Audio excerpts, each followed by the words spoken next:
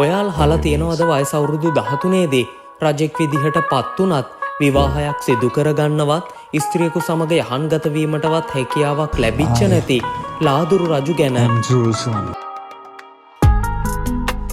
ජෙරුසලමේ කුරුස රාජ්‍ය ඉතිහාසයේ කැපී පෙනෙන චරිතයක් වූ මොහු ලාදුරු රෝගයෙන් පෙළෙන අතරතුරත් මොහුගේ ධෛර්යමත් නායකත්ව ගුණය නිසා මුස්ලිම් ලෝකයේ කිතුණු රජතු විදිහටත් අදටත් සිහිපත් කරනවා.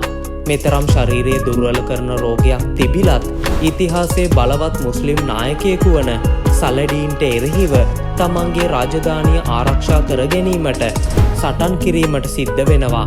ජීවිතයේ අතිමහත් දුෂ්කරතාවයන්ට එරෙහිව ශක්තිමත්ව සටන් කරමින් ජීවිත ගමන සනිටුහන් කළ හතරවන බොල්වින් රජුගේ කතාව මෙතෙන් පටන් අපි කතා කරමු.